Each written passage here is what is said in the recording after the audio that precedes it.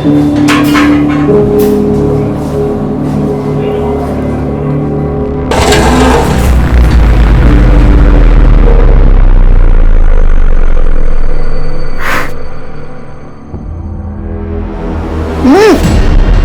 फिर अपनी अकल लगाई। ये क्या भर भर के दालचीनी डाल दी है इसमें? ठीक तो बना है, मैंने खुद भी टेस्ट किया है। तेरी जुबान को ना जायके का इल्म है ना बोलने का, और अगर सुनने की आदत नहीं है तो अपना बोरिया बिस्तर बांध और गांव चला जा। थोड़ा तेल डालेंगे तो दालचीनी की हीट कम हो जाएगी। अच्छा, इतना ही बता दो तो तू क्या कर रही थी यहाँ खड़े खड़े? कुछ काम के नहीं हो दोनों। और ये बिरयानी बेच के मैं मेरा नाम बर्बाद नहीं करने वाली, ताकि चौराहे पे बांट दो इसको। काम करो अपना।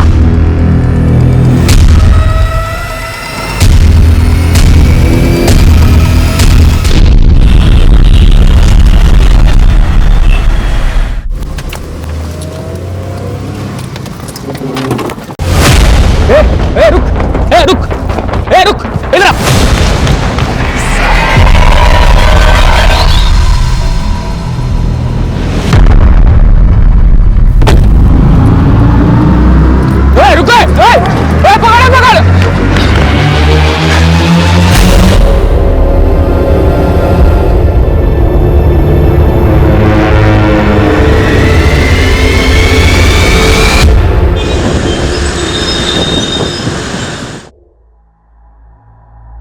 जी 5 नवंबर को हमारी कंपनी एक बड़ा इवेंट ऑर्गेनाइज करने जा रही है। 5000 लोग आपकी बिरयानी का लुत्फ उठाएंगे। इस बार कोई कसर मत छोड़ना।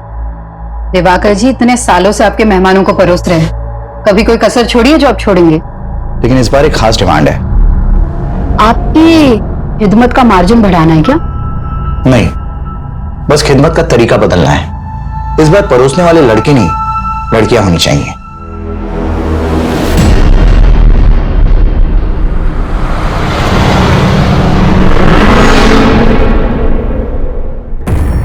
माफ कीजिएगा दिवाकर जी, मैं आपकी डिमांड पूरी नहीं कर सकती। ये मेरे उसूलों के खिलाफ है। हिना जी अपनी पुरानी सोच का नकाब उतारिए, अब इसमें कोई बुराई नहीं है। मैं बखूबी जानती हूँ आप कितने शरीफ हैं, लेकिन मुझे ये बेहूदगी पसंद नहीं। उनको कभी कुछ पसंद नहीं आता इरफान, तंग आ गई मैं उनसे। 5 नवंबर को पुणे वाले इवेंट में हिना मैडम बिरयानी सप्लाई करने वाली है ना? हाँ तो हम क्या करें, इसमें हमारा क्या भला होने वाला है? फिलहाल तो थोड़ा प्रेशर कम हो सकता है। मतलब ये कि 5 नवंबर को मैं तुम्हें एक स्पेशल तोहफा देने वाला हूँ। गम और खुशी भी तोहफे हैं जिंदगी के, सबको मिलते हैं। पर कुछ तोहफे ऐसे होते हैं जिन्हें अनरैप करने की हिम्मत नहीं होती हम में। लेकिन अब मैं ये हिम्मत करना चाहती हूँ। मैं वो नकाब अब उतार देना चाहती हूँ। दुनिया को दिखा देना चाहती हूँ कि मैं भी पत्थर नहीं हूं। लेकिन जब भी हम जिंदगी को एक सही शुरुआत देने की सोचते हैं तो वो हर बार अपना अंजाम बदल देती है।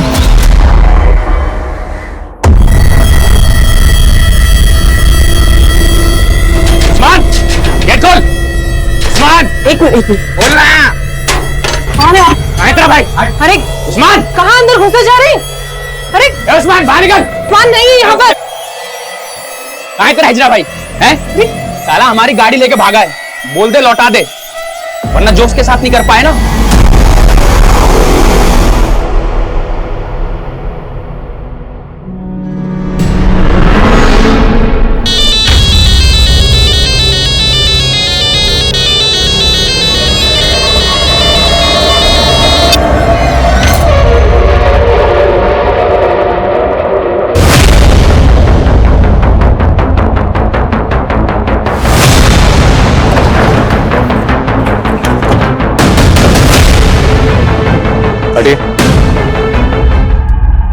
चलो खोलो।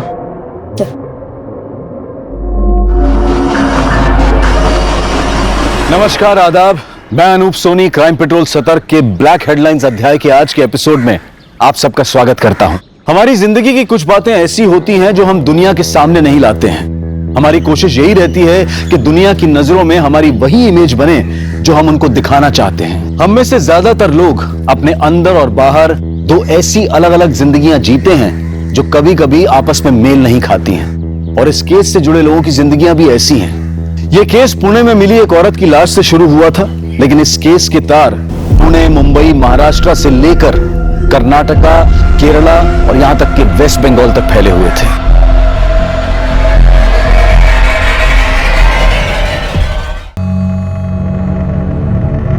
सर, इसके पास फोन, पर्स, आईडी कुछ भी नहीं है। बॉडी को जिस तरह यहां बोरी में डालकर डंप किया गया, कातिल ने इसकी शिनाख्त का कोई क्लू नहीं छोड़ा होगा।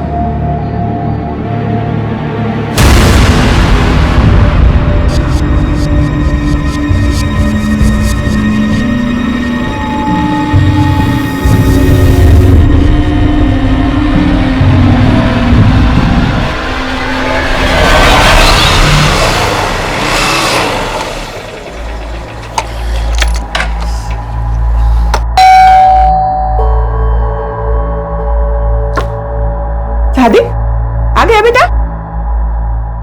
सादिक, ये चोट कैसे लगी तुझे? बाइक फिसल गई थी अम्मी। अरे तो डॉक्टर को दिखा के आता था। उसकी जरूरत नहीं थी, कर लूंगा। कहाँ गया था तू? कल सुबह से घर से निकला था और अब लौट रहा है।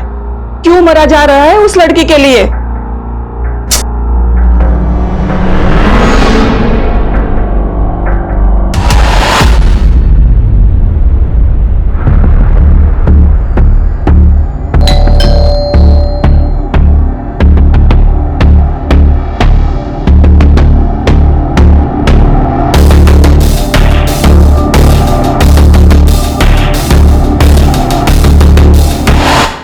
चाय लोगी या कॉफी?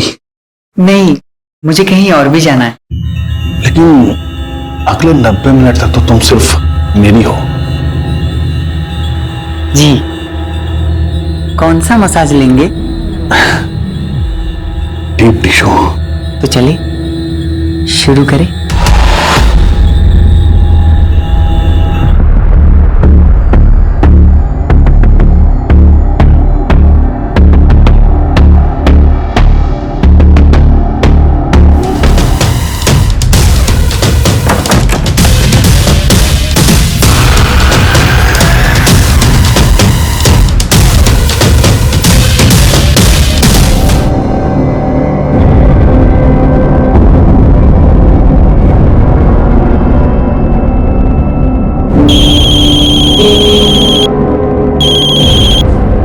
हेलो जी, रोशनी बोल रही हूँ। आप कौन?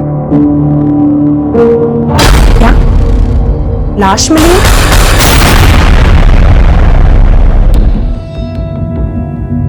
सर, इस औरत के सर और माथे पे जो जख्म है उसमें स्टोन के कुछ टुकड़े मिले हैं। मतलब इस औरत के सर पर किसी भारी पत्थर से लगातार वार किया गया। लेकिन इस औरत के नेक बोन में भी फ्रैक्चर है और हत्या गला दबाकर ही की गई है और इसकी हत्या तकरीबन 60 से 65 घंटे पहले हुई होगी। 60 से 65 मतलब 5 नवंबर को। रेप के कोई साइन? नहीं सर, ऐसा कुछ नहीं, पर हाँ, इसके पेट में प्रेगनेंसी के मार्क्स हैं। शायद 2 या उससे ज्यादा बार डिलीवरी हुई है। मतलब ये औरत शादीशुदा हो सकती है? जी सर। हमेशा प्यासा रहा, उस प्यार का जो हमेशा मुझसे छीन लिया गया। मिजाज ही बदल दिया तुमने। पकोड़े जैसी चीज को रोज नया टेस्ट दे देती हो। मेरे अब्बू का हुनर है, कभी जबान तो कभी हाथों में उतर आता है। जुबान तो मैं तुम्हारी पकड़ नहीं सकता।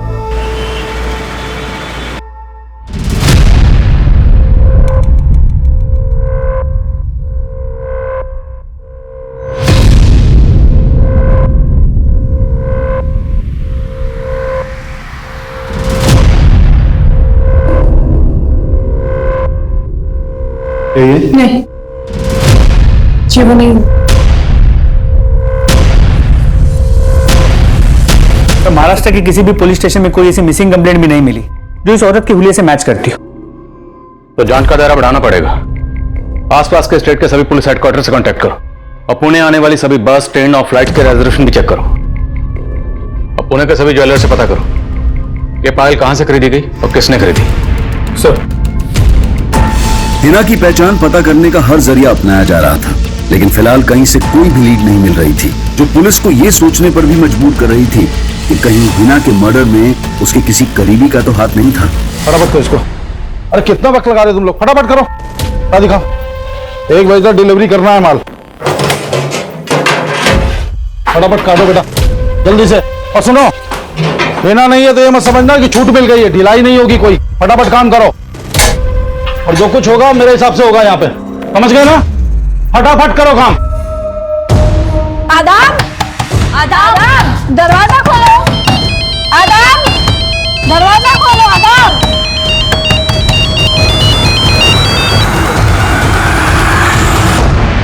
इरफान, मैंने बोला था ना मुझे फोन मत करना। हाँ तो मुझे अवॉइड करने से तुम्हारी तकलीफ कम हो जाएगी क्या आना? तो तुमसे मिलकर कौन सी तकलीफ कम हो जाएगी मेरी? यार तकलीफ में सिर्फ तुम ही नहीं हो ना, मेरी भी तो प्रॉब्लम समझो। प्लीज एक बार मिल लो। ठीक है, बताती हूँ। किससे बातें कर रही थी? आप क्यों ताका झाकी करती हैं?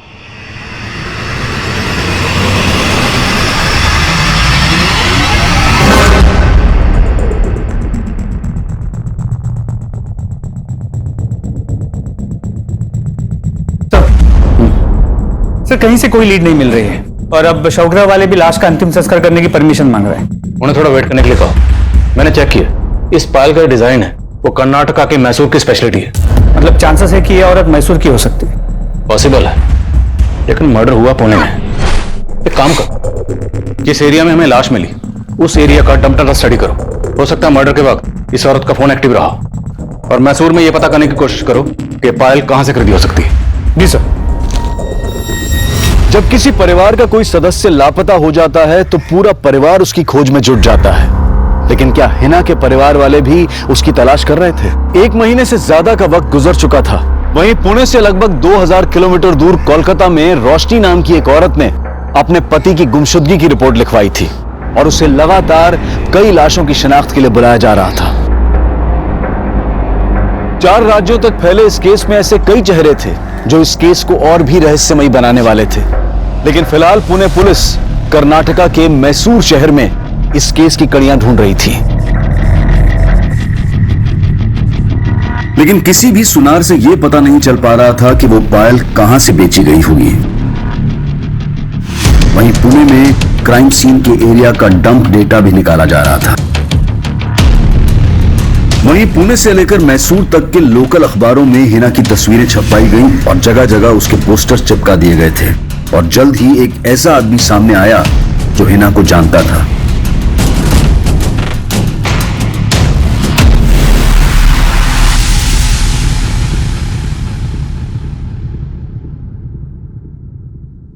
हिना शेख नाम था इस औरत का? जी साहब, ये मेरी दूर की भाभी लगती हैं।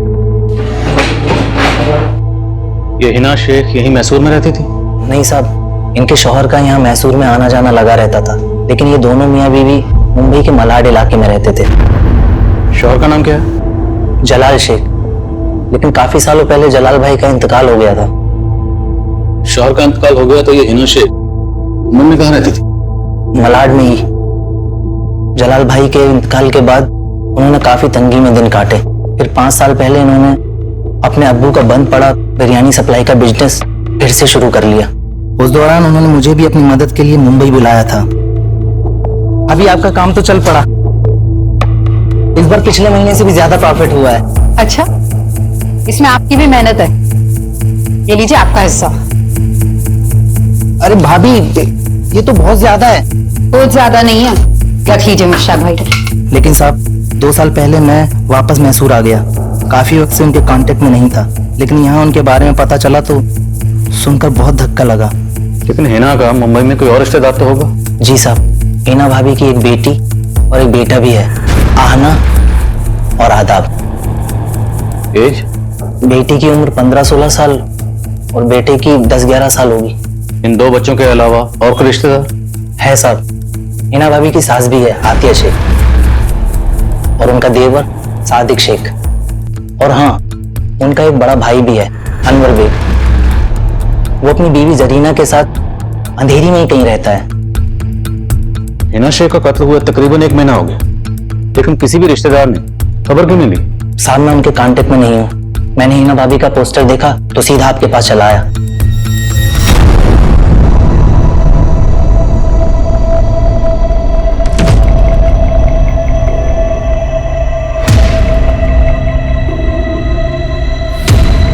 आपको गलतफहमी हो रही है सर। हमने तो हिना की गुमशुदगी की रिपोर्ट भी लिखवाई थी। कौन से पुलिस स्टेशन में? जी, मलाड पुलिस स्टेशन में FIR भी लिखवाई है सर, ये देखिए। आपने FIR में लिखवाया कि हिना 5 नवंबर की सुबह नासिक गई थी। हाँ, वो आना से नासिक के बारे में बोल के निकली थी। लेकिन हमें हिना की लाश यहाँ 6 नवंबर को पुणे में मिली। हिना पुणे क्यों आई होगी? यहाँ कोई है जिससे मिलने आई होगी? सर, पुणे में LNC नाम की एक इवेंट कंपनी है। अम्मी इनके इवेंट्स में बिरयानी सप्लाई करती थी। 5 नवंबर का भी ऑर्डर था, पर घर से निकलते वक्त अम्मी बोली कि वो नासिक जा रही है। आदा, बेटा मुझे काम से नासिक जाना, आने में देर हो जाएगी। दोनों भाई बहन लड़ना मत। पर अम्मी आज तो 5 नवंबर है ना, पूना के इवेंट में बिरयानी का ऑर्डर था और अब नासिक जा रहे हो। तो मेरी काम की बातों पर गौर करना बंद कर दे और अपनी पढ़ाई पे ध्यान दे। शरारत नहीं।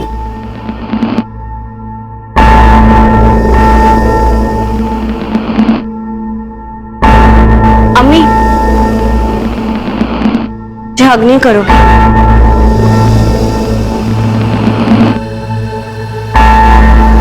चलती हूँ, दोनों लड़ाई मत करना।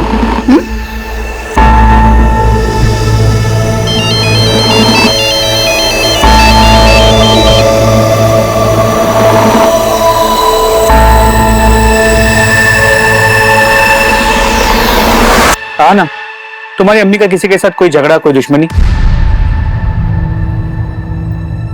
हमें तुम्हारी अम्मी के बॉडी के पास से ये पायल मिली। हाँ सर, ये पायल अम्मी की है। हमेशा इसे पहने रहती थी। तूने गिफ्ट किया था उन्हें।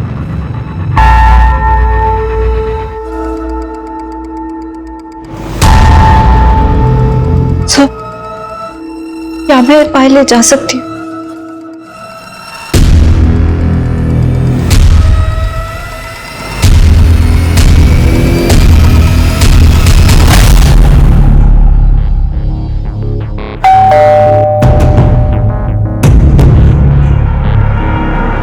अब क्यों आया?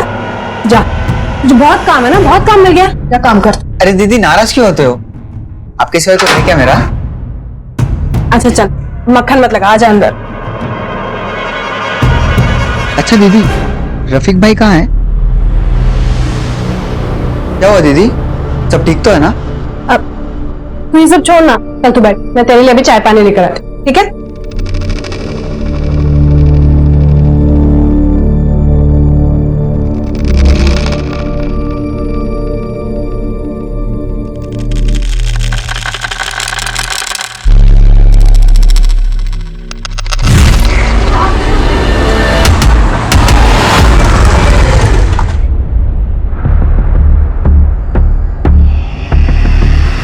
उस्मान रुक! उस्मान!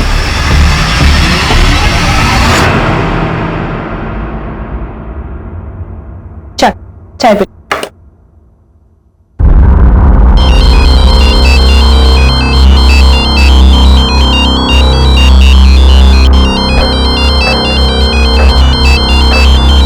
तो चाय पीने आती हो?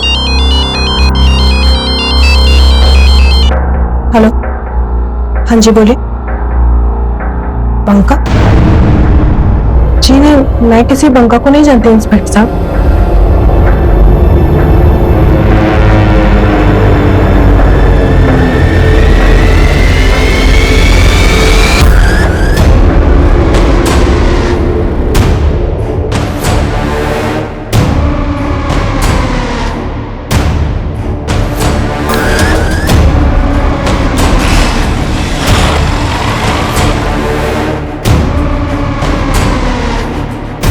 हिना के रिश्तेदारों ने उसकी मिसिंग कंप्लेंट फाइल की थी। हमें इस बारे में क्यों नहीं पता चला? तो चूक लोकल पुलिस की, शायद उन्होंने ध्यान नहीं दिया। हमने हिना की फोटो को सर्कुलेट कर रखा है, तो उनसे बात करके ऐसा लगा कि शायद उन्होंने हिना को ठीक से ढूंढने की कोशिश भी नहीं की है। पर अब हमें कोई चूक नहीं करनी, हमें किसी भी कीमत पर हिना के कातिल को ढूंढना है। हिना 5 नवंबर को अपने घर से बेटी को ये कह के निकली कि वो नासिक जा रही, जबकि हमें हिना की लाश 6 नवंबर को पुणे में मिली। हमें कुछ समझ में नहीं आ रहा।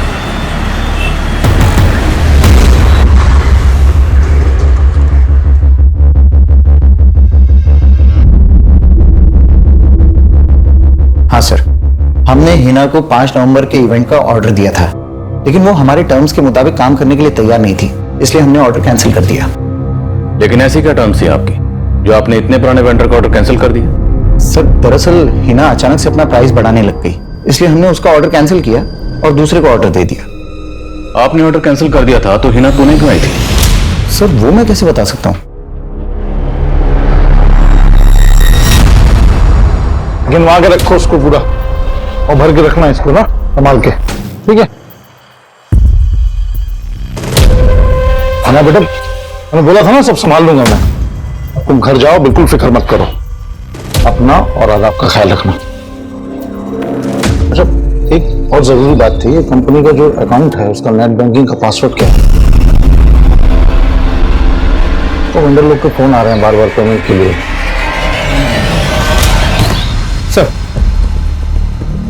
सर हिना के कॉल रिकॉर्ड चेक किए।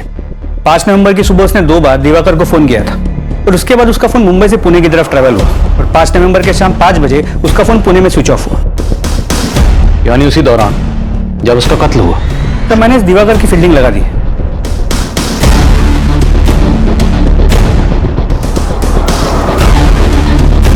और सर इस दिवाकर के बारे में कुछ पता भी चला है। करीब 1 साल पहले इसने हैदराबाद में एक इवेंट किया था जहां पर रेड पड़ी थी। वहां पर अश्लील डांस हो रहा था। इस दिवाकर पर गर्ल्स ट्रैफिकिंग का आरोप भी लगा था, लेकिन बाद में उसे उस केस में क्लीन चिट मिल गई थी। पर हम इस दिवाकर को क्लीन चिट नहीं दे रहे। हिना की बेटी का कहना है कि हिना घर से ये कह के निकली कि वो नासिक जा रही है, जबकि हिना का फोन नासिक नहीं बल्कि पुणे की तरफ ट्रैवल कर रहा था। मामला क्या है? एक लड़का है इरफान,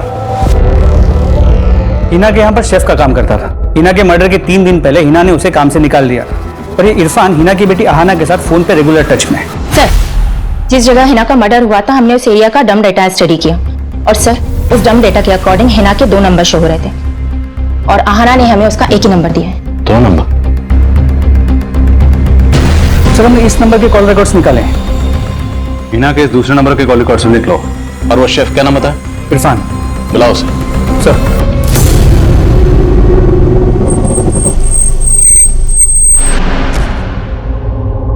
सर मानता हूं कि हिना मैडम ने मुझे जॉब से निकाल दिया था, लेकिन मैंने कुछ नहीं किया है।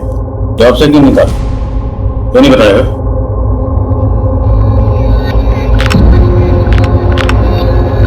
कैसी लग रही हूँ? बहुत खूबसूरत लग रही हो। पर अम्मी के रहते ना ऐसे कपड़े नहीं पहन सकती मैं। लेकिन फिलहाल मेरे लिए तो पहन सकती हो ना। वैसे लगता है अम्मी।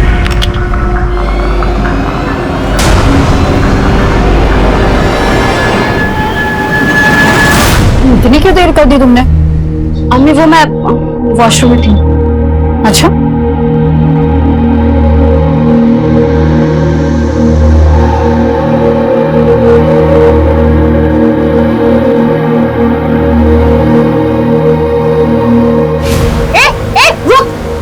इरफान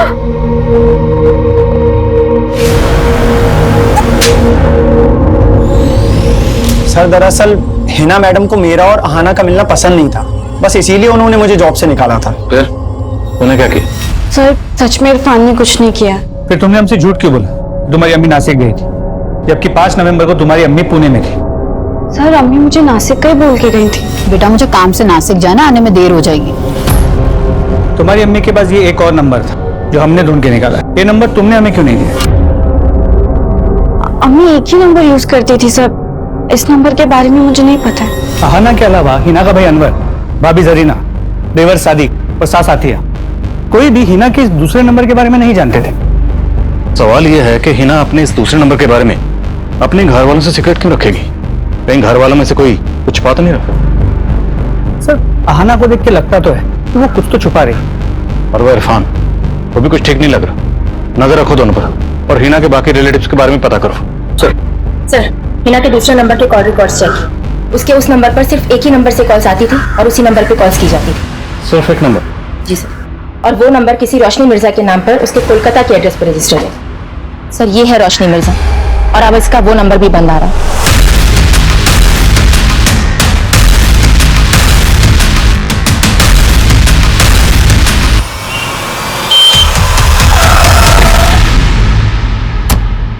सर आप जिस रोशनी मिर्जा से मिलने आए हैं उसने करीब 1 महीना पहले 3 नवंबर को अपने पति रफीक मिर्जा की मिसिंग रिपोर्ट फाइल की थी और कुछ दिन पहले हमें रफीक की लाश मिली थी।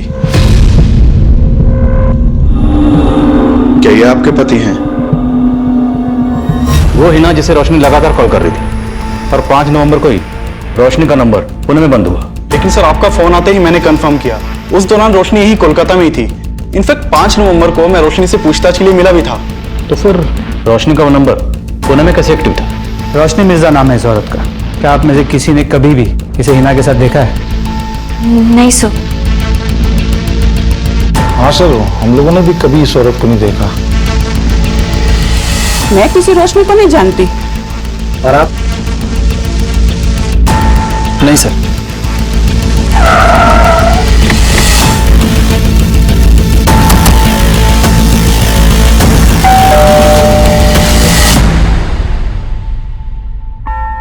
सर मैं ऐसा कोई नंबर इस्तेमाल नहीं करती थी, ये मेरा नंबर नहीं है।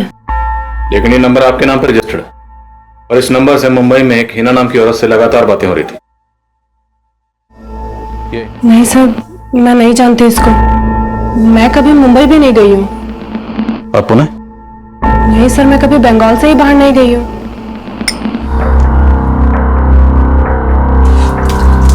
क्यों उस औरत के गम में अपनी जिंदगी बर्बाद कर रहा है और साथ में मेरी भी? उसी के गम में पी रहा हूं अम्मी। अगर उसने मेरे जज्बात को समझा होता तो आज उसका यह हश्र नहीं होता। सादिक, तूने तो उसका ये हाल नहीं किया। जिस दिन हिना की मौत हुई तो उस दिन तू भी तो यहाँ नहीं था। पूछताछ में सादिक और अनवर पर भी शक करने की वजह मिली है। हिना के गुजरने के बाद अनवर ने जिस तरह हिना के काम पे कब्जा कर लिया, वो शक करने जैसा तो है। इसके अलावा क्या मिला? हिना के कई रिश्तेदारों का कहना है कि जलाल की मौत के बाद हिना के साथ शादी थी कि सादिक हिना से शादी कर ले और सादिक जलाल और हिना की शादी के पहले से हिना को पसंद करता था। कहीं हिना के इस हश्र की वजह सादिक की हताश मोहब्बत तो नहीं? और सर ये सादिक 5 नवंबर को मुंबई में भी नहीं था और उस रात उसका फोन भी बंद था। एक मिनट। हाँ बोलो यादव। सर ये दिवाकर तो काफी अलर्ट लग रहा है। घर से ऑफिस, ऑफिस से घर, उसके पीछे जाके कुछ खास हाथ नहीं लग रहा है। उसका फोन भी सर्वेलेंस पे, लेकिन वो कोई गलती नहीं कर रहा। लेकिन हाँ, उसका एक चपरासी है, उसका राजदार है। इसे हाथ में लेते हैं सर, कुछ ना कुछ जरूर बताएगा। ठीक है, तो उसी को हाथ में लेते हैं। सर तुम इस सादिक पे नजर रखो, मुझे दिवाकर में दिमाग लड़ाना पड़ेगा। सर रोशनी के बारे में जो कुछ भी मालूम चला उससे लगता नहीं कि वो कभी मुंबई गई होगी। लेकिन रोशनी के पति रफीक, वो 2 साल पहले तक मुंबई में जॉब करता था। तो हो सकता है रफीक रोशन का नंबर इस्तेमाल कर रहा है। लेकिन सर रफीक का मर्डर तो 3 नवंबर को हो गया था। रफीक के मर्डर में किसका हाथ लगता है? सर हमें इस बंका नाम के आदमी के ऊपर शक है। साले मेरा 1 लाख नहीं है ना, जान लगेगा, समझा? समझ जा, लाश मारेंगे। सर रोशनी ने ही हमें इस झगड़े के बारे में बताया था। सर रोशनी बंका का नाम नहीं जानती थी, लेकिन उसने बंका की फोटो से उसे आइडेंटिफाई किया था और ये बंका 3 नवंबर से ही फरार है। इस बंका के अलावा और कोई सस्पेक्ट? जी सर, पर हमें रोशनी के छोटे भाई उस्मान के ऊपर शक है। सर जब से रफीक का मर्डर हुआ है ये उस्मान भी गायब है, लेकिन रोशनी नहीं मानती कि उस्मान रफीक का मर्डर करेगा। तो फिर ये उस्मान गायब क्यों है? सर फिलहाल तो इसका कोई लीड नहीं मिला है, लेकिन हम उस्मान की तलाश कर रहे हैं। कहीं ऐसा तो नहीं है उस्मान ही अपनी बहन का दूसरा नंबर इस्तेमाल कर रहा था और रोशनी झूठ बोलकर इसे बचा रही है?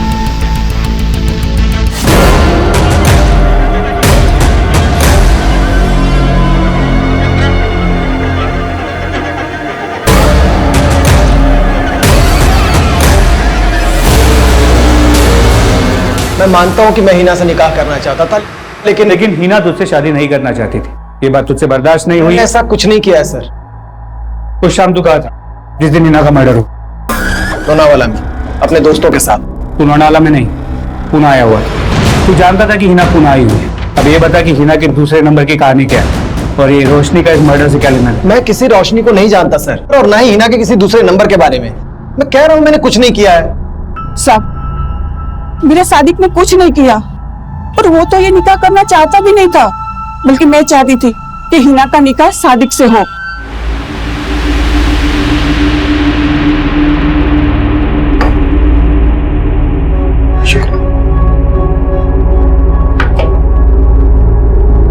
देख बेटा, जलाल के जाने का गम कभी नहीं भरेगा और मैं तुझे और तेरे बच्चे को ऐसे मायूस नहीं देख सकती। और मेरे कहने पर सादिक तुझे अपनाने को तैयार है, निकाह कर ले इससे। ये आप क्या कह रही हैं अम्मी? सादिक मेरे भाई जैसा है।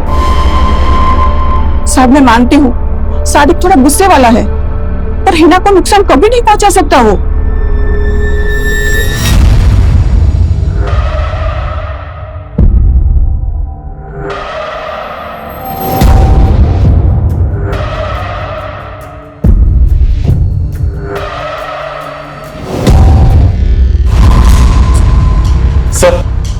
सर आप मान रहे थे कि उस्मान रोशनी का दूसरा नंबर यूज कर रहा होगा, लेकिन यहाँ तो उस्मान का भी मर्डर हो चुका है। उस्मान का मर्डर? जी सर। 6 दिन पहले करीमगंज पुलिस को हाईवे के पास उस्मान की लाश मिली थी। ये देखिए।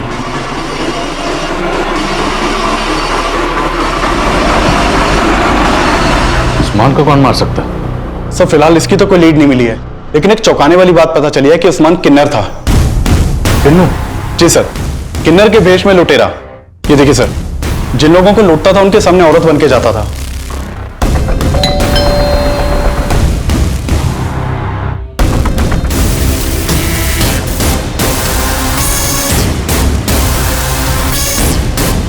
पूरा गैंग था इसका और कई एरियाज की पुलिस उस्मान को ढूंढ रही थी, लेकिन सर रोशनी ने हमें नहीं बताया कि उस्मान किन्नर था। छोड़ो मुझे, आप लोग ऐसे जबरदस्ती नहीं कर सकते हैं। आप लोग जानते नहीं हो कि मैं कौन हूं। चुपचाप बैठ जा। सर आपको कोई गलतफहमी हुई है, मेरी हिना से कोई दुश्मनी नहीं थी। तेरे चपरासी ने हमें तेरे और हिना के उस मुलाकात की सच्चाई बता दी। मैं अच्छी तरह जानती हूँ कि तुम्हारी कंपनी इवेंट्स की आड़ में अश्लील नाच और न जाने क्या क्या करवाते हो, इसलिए बेहतर होगा कि मेरी पेमेंट क्लियर कर दो, वरना एक एक को एक्सपोज कर दूंगी मैं। ऐसा सोचना भी मत, वरना वो हश्र करूंगा कि ये धमकी किसी और को देना, मुझे नहीं। सर मैं मानता हूं कि हिना ने मुझे एक्सपोज करने की धमकी दी थी, लेकिन उसके मर्डर में मेरा कोई हाथ नहीं है। सर सर उस्मान बचपन से ही किन्नर था, लेकिन ये हमने हमेशा छुपा कर रखा। और पैसों की तंगी से लड़ने के लिए औरत के भेष में। तो तुम ये जानती थी कि उस्मान औरत के भेष में जम कर रहा था? रफीक भी जानता था? उन्हें तो ये भी मालूम नहीं था कि वो किन्नर था, पर एक दिन उन्होंने उसको देख लिया। उस्मान रुक! उस्मान! रफीक ने मुझे सब बता दिया था और इस बात को लेकर उस दिन बहुत झगड़ा भी हुआ था। तुम दोनों ने मुझसे इतनी बड़ी बात छुपाई। ये किन्नर है और मेरी बीवी है किन्नर की बहन। पर जीजाजी इस पे दीदी का कोई कसूर नहीं है। मेरा तुझसे कोई वास्ता नहीं है। लेकिन मैंने किसी तरह उस्मान से कसम ले ली कि अब वो कोई बुरा काम नहीं करेगा। लेकिन जब रफीक गायब हुए तो क्या? जब रफीक गायब हुआ तो क्या हुआ? सर मुझे पता था कि उस्मान ने ही रफीक को। तुम कहना चाहती हो उस्मान ने रफीक को मारा? सर मुझे शक था, पर मेरा वो दूसरा नंबर वो भी उस्मान ही इस्तेमाल कर रहा था। तो उस्मान हिना को जानता था? इस बारे में तो मुझे कुछ मालूम नहीं है। अगर ये रोशनी सच बोल रही है तो उस्मान हिना को इतने कॉल क्यों कर रहा? कहीं ऐसा तो नहीं कि हिना को भी उस्मान जिसका इनके साथ काम कर रहा था उन लोगों के बारे में कुछ पता चला? तो उनकी तलाश जारी है। लेकिन रफीक के मर्डर का एक और सस्पेक्ट है, बंका। अगर रफीक का मर्डर उस्मान ने किया है तो बंका क्यों गायब? कहीं ऐसा तो नहीं ये रोशनी उस्मान का नाम लेकर बंका को बचा रही है? लेकिन सर हमें बंका और रोशनी के बीच में ऐसा कोई भी कनेक्शन नहीं मिला था। ये हमें गुमराह करने की चाल भी हो सकती है। हो सकता है बंका रोशनी का दूसरा नंबर इस्तेमाल कर रहा। ये बंका कहाँ फरार है, उस पर कोई लीड? सर बंका का फोन 7 नवंबर को केरल में बंद हुआ था। मैंने केरल पुलिस को बंका की फोटो भेजी थी, लेकिन अभी तक कुछ पता नहीं चला। बंका का फोन जिस एरिया में बंद हुआ मुझे उस एरिया की डिटेल दो और इस रोशनी पर नजर रखो। सर आना बेटा, ये गलत फहमी अपने दिमाग से बिल्कुल निकाल दो कि हमें हिना के बिजनेस का कोई लालच है। हम दोनों यहाँ तुम लोगों के साथ सिर्फ इसलिए हैं क्योंकि हमें लगता है कि हमसे बेहतर परवरिश तुम्हारी कोई और नहीं कर सकता है। हाँ बेटा, हम तुझ पर कोई रोक टोक भी नहीं लगाएंगे। माना कि मुझे अम्मी की रोक टोक पसंद नहीं थी, लेकिन आप लोगों का जबरदस्ती का प्यार दिखाना ना बहुत इरिटेटिंग लग रहा है। अनुज, मैं तुम्हें एक बंका नाम के आदमी की डिटेल्स भेज रहा हूँ। इस बंका का फोन 7 नवंबर को केरला में स्विच ऑफ हुआ था। अपने खबरों को काम पे लगाओ और जरा इसकी डिटेल निकलो। पुणे, मुंबई, मैसूर और कोलकाता के बाद अब पुलिस केरला में इस केस की कड़ियां ढूंढ रही थी। पुलिस का खबरी नेटवर्क बंका को केरला में ढूंढ रहा था। वहीं कोलकाता पुलिस ने उन किन्नरों का पता लगा लिया जिनके साथ उस्मान लूटपाट करता था, और पुलिस रिमांड में उन्होंने कबूल किया था कि उन्होंने उस्मान को उनके गिरोह की आपसी रंजिश में मार दिया था। क्या? आधा हिस्सा? हाँ तो खूबसूरती तो मेरी भी है ना। देख, तेरा बहुत ज्यादा हो रहा है, मुझे नहीं बताना चाहिए मुझे। सर, खबरियों ने बंका की इंफॉर्मेशन निकाल ली है, वो दुबई भाग गया। दुबई भाग गया? जी सर, यहाँ केरला में बंका जहाँ ठहरा हुआ था उस जगह का पता चल गया है। वहाँ फिलहाल कोई अहमद पाशा नाम का आदमी रहता है, हो सकता है उससे हमें कोई बंका की इंफॉर्मेशन मिल जाए।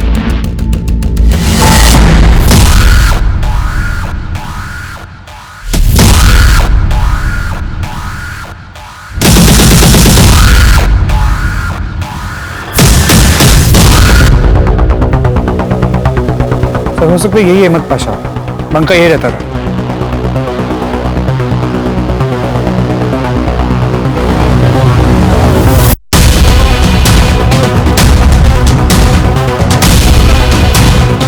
रफीक,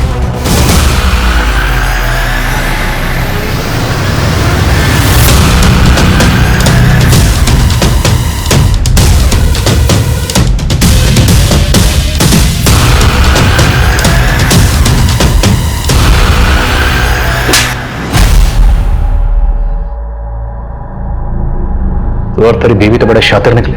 तेरी बीवी बोल रही थी कि तुझे उस्मान ने मार दिया, लेकिन तू वहां चुप के बैठा हुआ था। अपनी बीवी के नंबर से हिना को तू ही कॉल करता था ना? नहीं सर, सिर्फ मैं ही नहीं, हिना भी मुझे कॉल किया करती थी। 2 साल पहले तक मैं मुंबई में जॉब कर रहा था। हिना की बिरयानी अक्सर मेरे ऑफिस में सप्लाई हुआ करती थी। हिना, ये लीजिए आपकी पेमेंट का चेक। शुक्रिया। शुक्रिया तो मुझे भी कहना चाहिए, आपकी बिरयानी वाकई बहुत लजीज है। फिर हम अक्सर मिलने लगे। जलाल को खो देने के बाद मैंने अपनी जिंदगी को एक दायरा दे दिया था। सोचा सिवा अपने बच्चों की खुशी के और कुछ नहीं सोचूंगी। हिना, तुम्हें भी अपने बारे में सोचना चाहिए। मैं भी अपने बारे में अब सोचना चाहता हूँ। तुम कहना क्या चाहते हो रफीक? देखो, हम दोनों एक दूसरे से बहुत प्यार करते हैं। क्या तुम नहीं चाहती कि हम दोनों की शादी हो? मैं तुम्हारी फीलिंग्स की रिस्पेक्ट करती हूँ रफीक, लेकिन मैं शादी नहीं करना चाहती। फिर मेरे पेरेंट्स ने मेरी शादी रोशनी से करवा दी। कोलकाता में मैंने जूते की दुकान डाली। सोचा काम में डूबा रहूंगा तो हिना को भुला दूंगा। सर, मेरा बिजनेस नहीं चला। लेकिन काम के सिलसिले में मुंबई गया तो न चाहते हुए मैं हिना को कॉल कर बैठा। रफीक, मैंने भी तुम्हें भूलने की बहुत कोशिश की, पर नहीं हो सका। मैं अब तुम्हें मेरी जिंदगी से दूर जाने नहीं दे सकती। हम दोनों पर अजीब सा पागलपन सवार हो गया था। हम दोनों और ज्यादा मिलने लगे। इतना ही नहीं, वो मेरी पैसों से भी मदद करने लगी, लेकिन मेरी बीवी का नाम सुनते ही वो बौखला जाती थी। तुम मुझसे प्यार करते हो या अपनी बीवी से? बीवी तो मैं तुम ही बनाना चाहता था, लेकिन तुमने मेरा प्यार कहाँ समझा? रफीक, मैं मानती हूँ कि मेरी गलती थी, लेकिन अब मैं तुम्हें खोना नहीं चाहती। तुम अपनी बीवी को छोड़ दो। अच्छा, तुम छोड़ सकती हो अपने बच्चों को मेरे लिए? ठीक है, हम अब नहीं मिलेंगे, लेकिन तुम्हें वो मेरे सारे पैसे वापस करने होंगे जो तुमने मुझसे लिए थे, वरना तुम्हें मोलेस्टेशन के चार्ज में अरेस्ट करवा दूंगी। उसका वो रूप देखकर मैं हैरान हो गया। मैं भी उससे छुटकारा पाने का एक रास्ता निकाल लिया। तुमने इस सब के बारे में अपनी बीवी को बताया और तेरे इस प्लान में तेरी बीवी भी शामिल हो गई। सर, रफीक तो मुझे किन्नर की बहन बोलकर हमेशा छोड़ने के ताने देते थे, लेकिन फिर अपने और हिना के रिश्ते की सच्चाई बताकर भी मेरा साथ हमेशा देने का वादा भी किया। सर, रोशनी साथ हो गई तो मैंने हिना को कॉल करके झूठ मूठ का बोला कि रोशनी मेरा साथ छोड़ने के लिए तैयार। इसके बदले उसे 5 लाख रुपए चाहिए। हिना मान गई और मैंने बंका को भी साथ में ले लिया। और बंका भी तैयार हो गए? सर, मुझे बंका का उधार देना था और उसे उन पैसों से दुबई जाना था, तो मैंने बंका पर प्रेशर डाला कि तू मेरा साथ दे। हिना 5 नवंबर को 5 लाख रुपए लेकर मुझसे मिलने पुणे आ गई। ये लो।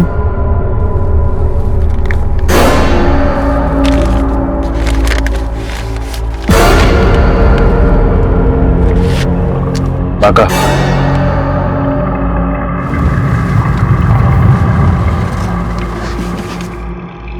गाड़ी क्यों रुकवाई तुमने? अहमद पाशा के नाम से मैंने अपना पासपोर्ट ही बनवा लिया था। वीजा लगने की देरी थी कि आप लोग आ गए। अब तेरा वीजा हम लगाएंगे, इस जेल का, वो भी लाइफ टाइम। सड़े यहां पे आप। रिश्तों के बनने की वजह मायने नहीं रखती है, लेकिन उनके टूटने के हजार मायने निकाले जाते हैं। छिप छिप कर मिलना रिश्ते की मजबूरी हो सकती है, लेकिन यह सोचने की जरूरत है कि जिस रिश्ते को हम दुनिया के सामने नहीं ला सकते हैं, वो रिश्ता हमेशा हमें डर की जिंदगी देता है। इसलिए दुनिया की परवाह करने से बेहतर है कि हम अपनी परवाह करें। अगर हिना ने वाकई अपनी परवाह की होती तो वो शादीशुदा रफीक को अपनी जिंदगी में वो जगह नहीं देती जो उसने दे दी थी। और यही वजह थी जिसने रफीक के हौसले इतने बुलंद कर दिए कि वो धोखे और फरेब का एक ऐसा खेल रच बैठा जिसने हिना को हमेशा के लिए खामोश कर दिया। चलो चलो उतरो उतरो उतरो, लास्ट स्टॉप है, लास्ट स्टॉप है, चलो चलो, चला चला, लास्ट स्टॉप है, गाड़ी आगे नहीं जाएगी।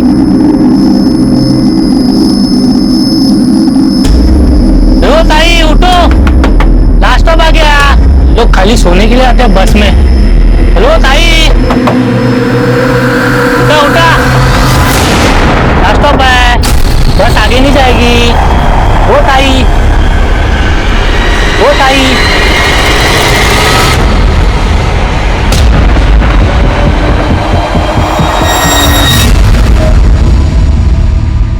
नमस्कार, आदाब। मैं अनूप सोनी क्राइम पेट्रोल सतर्क के ब्लैक हेडलाइंस अध्याय के आज के एपिसोड में आप सबका स्वागत करता हूं। हम ये बचपन से पढ़ते आए हैं कि इंसान एक सामाजिक प्राणी है, लेकिन कई बार इंसान हैवानियत के मामले में जानवरों को भी पीछे छोड़ देता है।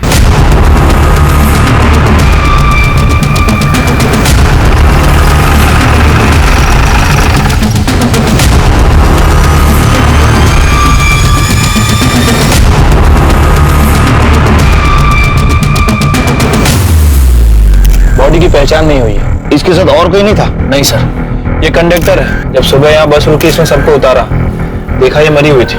ये कहाँ से चढ़ी? अब ये बस तो सूरत से चली थी।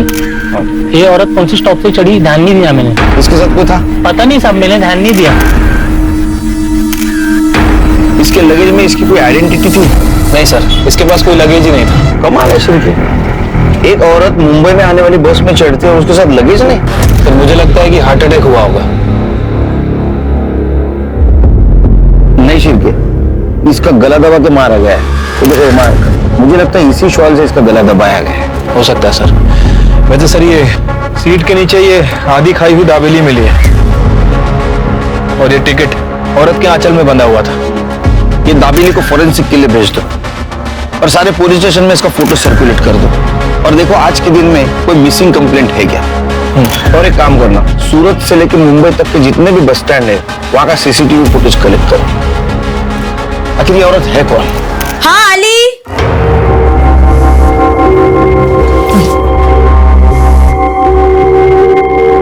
क्या हुआ?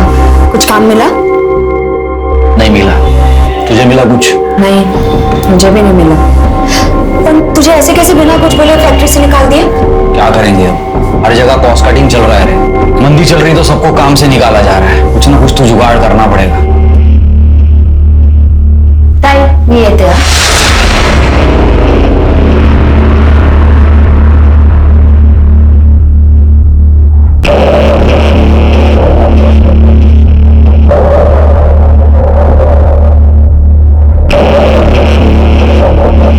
कैसे निकलती है तेरी बहन घर से? तो कुछ बोलती क्यों नहीं उसको? छोड़ना उसको। अरे क्या छोड़ना, कैसा दिखता है वो लिपस्टिक? बाबा, आप आ गए? आप मोबाइल नहीं है? नहीं, ले आऊंगा, अगली बार ले आऊंगा, टेंशन मत ले तू। कोई मोबाइल वोबाइल नहीं मिलेगा, समझा? जा जाके पढ़ाई कर। बाबा, नया लाने को थोड़ी ना कह रहा हूँ, सेकेंड हैंड ही ला दो। 1000-1200 तक आ जाएगा। पैसे का टेंशन क्यों ले रहे हो? पैसे के बारे में मत सोच। मोबाइल चाहिए ना तेरे को, ले जाएगा। मैं ला दूंगा तेरे को मोबाइल। सूरज, अच्छे से पढ़ा। पढ़ते रहो ना आई। तो मेरी बात समझ रहा है ना, कुछ नहीं होगा, मैं हूं ना। लेकिन कोई जोड़ नहीं ना, पैसा टाइम पे देगा ना वो। हाँ, अभी निकल, बाद में बात करो। सोचना पैसे चाहिए कि नहीं। ठीक है, चल। क्या बात कर रहे थे प्रदीप से? मैंने बताया था ना वो अच्छा आदमी नहीं है। चल चल, खाना लगा जल्दी।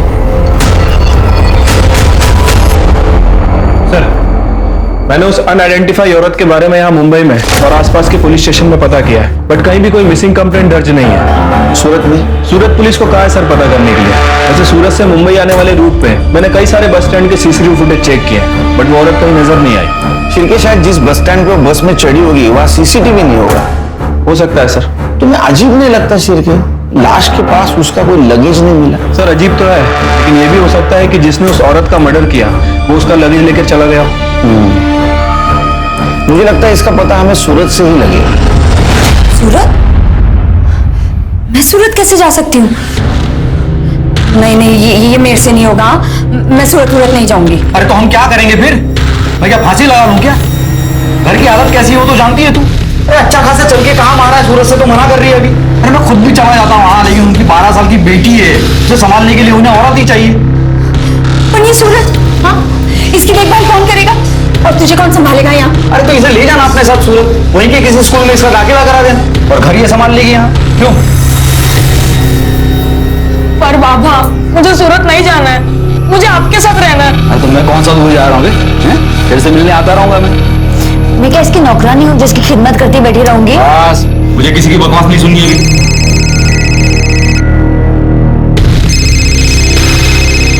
चलो सामान भरो, कल सुबह निकलना है।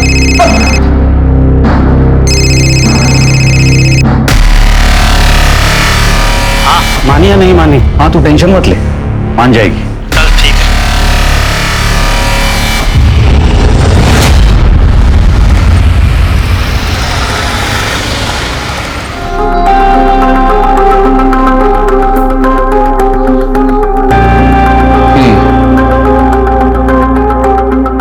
सारा काम देखने का, खाना पकाने से लेकर परी की देखभाल तक, ठीक है?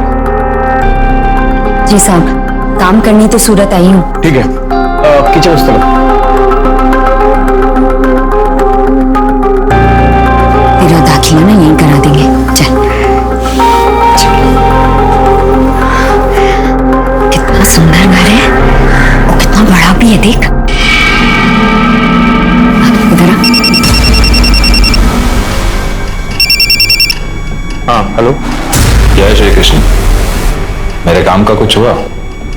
अरे बड़ी मुश्किल से तो मुझे मिली है। आज थोड़ा टाइम दीजिए, करता हूँ कुछ।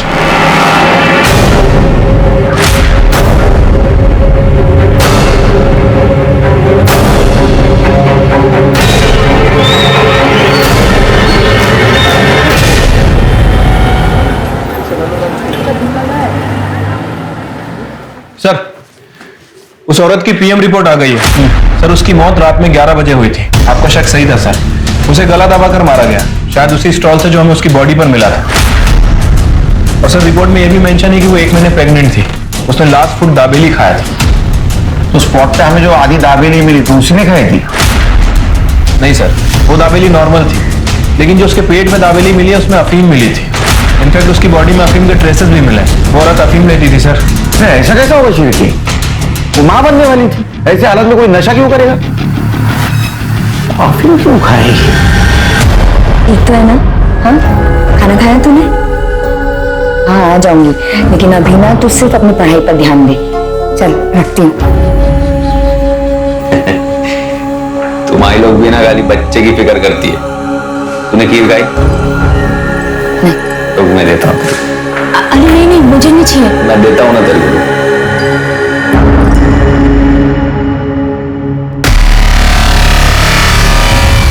ये ले। अरे खा ले, अच्छी बनी है।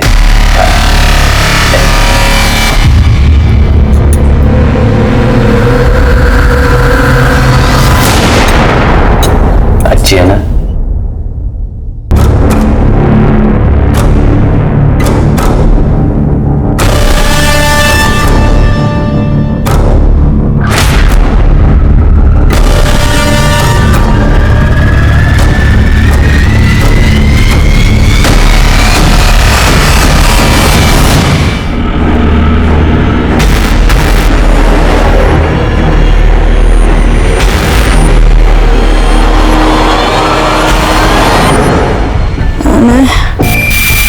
गायत्री भी अपने बेटे और अपने परिवार के अच्छे भविष्य के लिए अपने पति मनोहर और अपने घर से दूर सूरत गई। लेकिन इससे पहले कि वो अपने परिवार की उलझनें सुलझा पाती, किसी ने उसकी सांसें छीन ली। गायत्री मर चुकी थी, लेकिन पुलिस को अभी तक उसका नाम भी पता नहीं चला था और ना ही ये पता था कि इस केस के जरिए उन्हें इंसानी चेहरों के पीछे छिपी कितनी कड़वी सच्चाई दिखने वाली थी।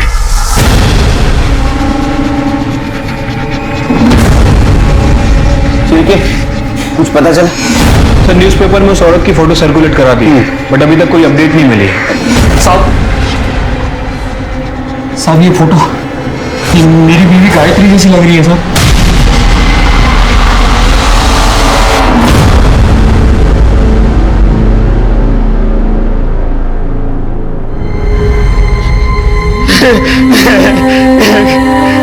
आपकी पत्नी इतने दिनों से गायब थी, आपको पता नहीं था? नहीं पता था साहब, वो तो सूरत में थी ना। सूरत में क्या कर रही थी? वो सूरत में काम वाली बाई का काम करती थी और 1 महीने से हमारी बातचीत भी नहीं हो रही थी और उसकी तनख्वाह के पैसे बराबर से मिल रहे थे अभी तक, इसलिए मुझे लगा कि वो ठीक ही होगी। कमाल है, वो माँ बनने वाली थी, 1 महीने की प्रेग्नेंट थी, आपको उसकी कोई चिंता नहीं थी? नहीं साहब, आप ये क्या बात कर रहे हैं साहब? 2 महीने से तो मैं उसको मिला भी नहीं, वो प्रेग्नेंट कैसे हो सकती है साहब? आपसे जरूर कोई गलती हुई है साहब। मेडिकल रिपोर्ट है हमारे पास, हमसे कोई गलती नहीं हुई। हो सकता है आपकी बीवी किसी और के साथ। नहीं साहब, ये नहीं हो सकता साहब, मेरी गायत्री ऐसी बिल्कुल नहीं थी साहब, वो मुझसे बहुत प्यार करती थी और मेरे बेटे सूरज में तो उसकी जान बसती थी साहब। वो इतना बड़ा धोखा हम लोगों को नहीं दे सकती साहब।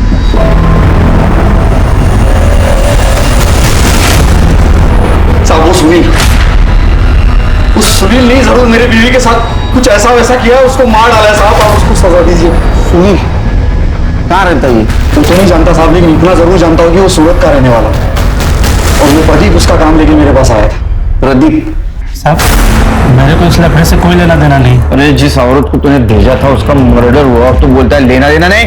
देवा शफत साहब, मेरे को कुछ नहीं पता, तो मनोहर के पास कोई काम नहीं था और गायत्री भी काम ढूंढ रही थी, तभी मेरे को सुनील साहब का फोन आया, उनको 24 घंटे के लिए नौकरानी चाहिए। सुनील साहब कहाँ रहता है सूरत में? जरा सुनील साहब। सूरज चलना खेलने चलते हैं। हाँ सूरज चलना खेलने चलते। नहीं, मेरा मन नहीं है।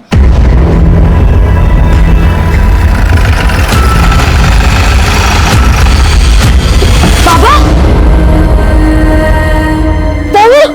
अब किधर थे बाबा? मैं आपका कब से इंतजार कर रहा था, मुझे आपके साथ जाना है। तुझे कोई दिक्कत तो नहीं हुई है? मैं ठीक हूँ बाबा, पर आप मुझे अपने साथ ले चलो और आई को भी ले लो। हाँ बेटा, मैं तुझे भी ले चलूंगी, मैं सब ठीक कर दूंगा बेटा।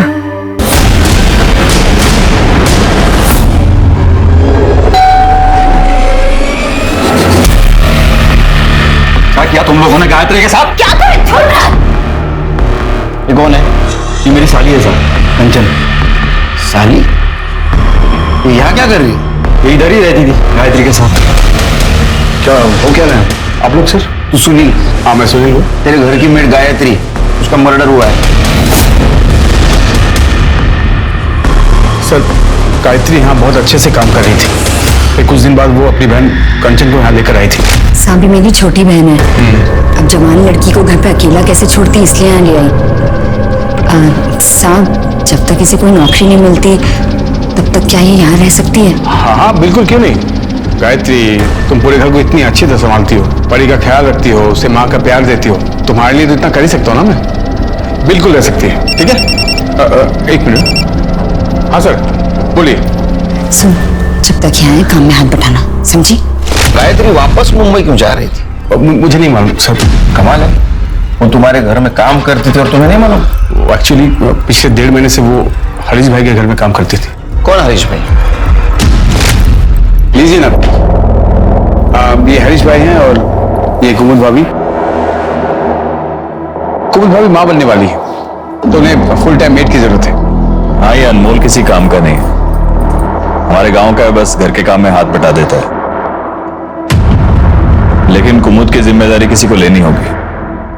हाँ साहब, ये है ना मेरी छोटी बहन कंचन, घर का सारा काम जानती है, ये सब कुछ संभाल लेगी।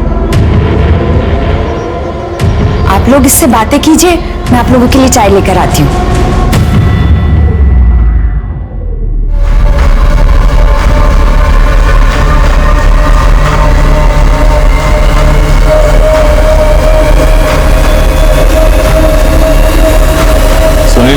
नई गायत्री चाहिए। अच्छा, तो तुमने तुम्हारे घर से उसको हरीश के घर में भेजा? हाँ सर, वो गायत्री को वो लोग अपने घर ले गए थे काम करवाने के लिए। फिर बाद में गायत्री कंचन को यहाँ छोड़कर गई थी। अब सूरज भी यही रहता है सर। ये सब कुछ कंचन मासी की वजह से हुआ है। तुम ऐसा क्यों बोल रहे हो सूरज? क्योंकि पासी ने सुनील अंकल को फंसाया था।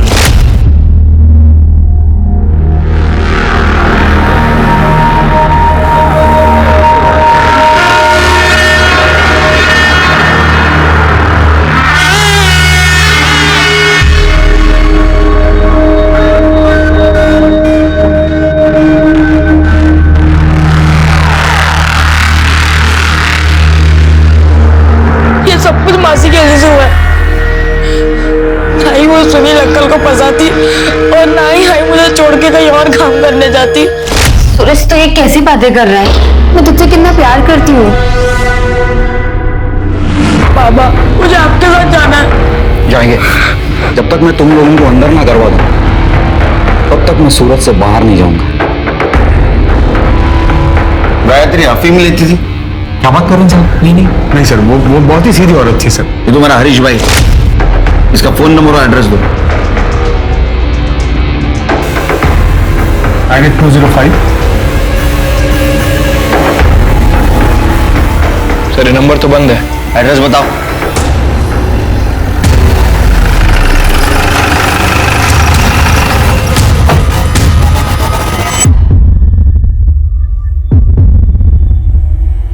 सर अंदर वाले दरवाजे पे भी ताला लगा है।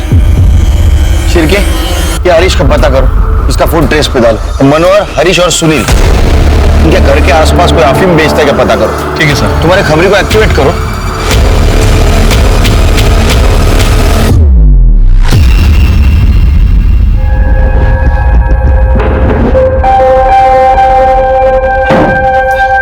सूरज, खाना लाया बेटा, चल खा ले पहले। मुझे परी से बात करनी है।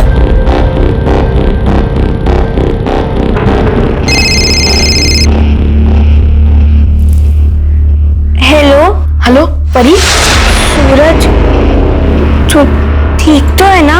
हाँ मैं ठीक हूँ, तू ठीक है ना? मैं भी ठीक हूँ। मुझे तुझसे कुछ कहना है। हाँ बोल। हेलो हेलो परी।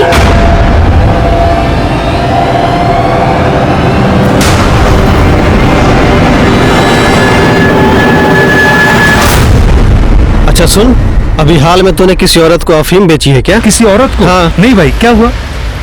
अच्छा, इन दोनों में से किसी को बेचा है क्या? इन दोनों में से किसी को नहीं बेचा है, लेकिन एक बार दिनेश को पूछ लेना। अच्छा, कहाँ मिलेगा दिनेश? दिनेश अपने एरिया में। दिनेश भाई, यहाँ एक औरत रहती है गायत्री, तुमने उसे अफीम बेचा है क्या? मैं कोई अफीम नहीं बेचता। क्या भाई, कल्पेश ने बताया मुझे तुम्हारे बारे में। वैसे मैं ये किसी और सिलसिले में पूछ रहा हूँ। अफीम बेचता हूँ और ऐसे किसी औरत को नहीं बेचता। अच्छा, ये सुनील और हरीश है, इन दोनों में से किसी को बेचा है क्या? देख भाई, मेरे बंधे हुए 5-7 ग्राहक है, बस उन्हीं को देता हूँ, ऐसे किसी को नहीं देता। सर यहाँ सूरत में सुनील, कंचन, गायत्री और हरीश, इनके कॉल डिटेल्स और लोकेशन डिटेल्स आ गई है। और मुंबई से मनोहर के। सर ये गायत्री और हरीश, इनका फोन पिछले 1 महीने से बंद है। सुनील के फोन में कुछ भी सस्पिशियस नहीं मिला है, लेकिन ये मनोहर हमें घुमा रहा है सर। मतलब? सर अगर मनोहर के कॉल लोकेशन की माने तो जिस दिन गायत्री का मर्डर हुआ, मनोहर की लोकेशन सूरत की थी, सूरत में सुनील के घर के पास। और सर इतना ही नहीं, उसके बाद उसका फोन स्विच ऑफ हुआ और नेक्स्ट डे मुंबई में ऑन हुआ। ये मनोहर सूरत में क्या कर रहा था और उसने ये बात हमसे छुपाई क्यों? हाँ साहब, मैं सूरत आया था, लेकिन साहब मैं क्या करता, मैं सबको कब से बोल रहा था कि एक बार गायत्री से मेरी बात करा दो, लेकिन कोई बात ही नहीं करा रहा था साहब। हेलो हेलो कंचन, तू मेरा फोन क्यों नहीं उठाती रे? गायत्री किधर है? मेरी उससे बात करा जा रहा। ताई को तुझसे कोई बात नहीं करनी है। सुनील का एड्रेस पता नहीं था तेरे को? नहीं साहब। प्रदीप ने नहीं बताया? सब प्रदीप से कोई बात ही नहीं हो पा रही थी और गायत्री का कहीं पता ही नहीं चल रहा था, इसलिए मैं उसे ढूंढने यहाँ आ गया था। और यहाँ आके फोन स्विच ऑफ कर दी? नहीं साहब, फोन बंद नहीं किया, मेरा बैटरी खराब हो गया था फोन का साहब। उस दिन मैं सारा दिन उसका फोटो ले लेके सबको दिखा रहा था, गायत्री को ढूंढ रहा था साहब, लेकिन जब उसका कहीं कुछ पता नहीं चला तो फिर अगले दिन मैं मुंबई वापस आ गया। क्यों? कांचन से एड्रेस नहीं पूछा तुमने? साहब वो कुछ बताने की तो तैयार ही नहीं थी। क्यों नहीं बताया कि गायत्री का एड्रेस? वो घटिया आदमी है साहब, जो बार बार फोन करता लेकिन सिर्फ गंदी बात करने के लिए। मैं कह रही हूँ साहब, उसने कुछ किया है। जब तय सुनील साहब के यहाँ काम करने गई थी, उसने तो मेरे ऊपर हाथ भी डाला था, तभी तो ताई गुस्सा हुई थी। गायत्री, अरे रुक ना, मेरी बात तो सुन। तो मेरी बात क्यों नहीं सुनती गायत्री? अरे मैंने कुछ नहीं किया।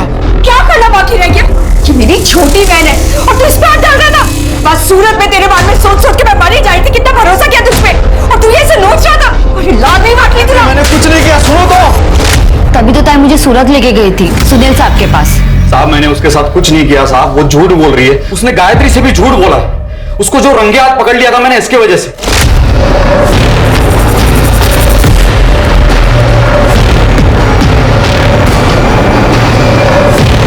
उसके बाद मैंने कांचन का घर से बाहर निकलना बंद करवा दिया था साहब, और इसीलिए उसने अपनी बहन के पास जाकर ये सब झूठी कहानी बताई ताकि उसे आजादी मिले। साहब मेरा और गायत्री का कोई कभी झगड़ा नहीं था साहब, मैं तो उससे बहुत प्यार करता था। ये पैसों की जरूरत मुझे नहीं होती तो मैं उसे काम करने के लिए सूरत तक कभी नहीं भेजता साहब, कभी नहीं भेजता। कितने पैसे मिले थे?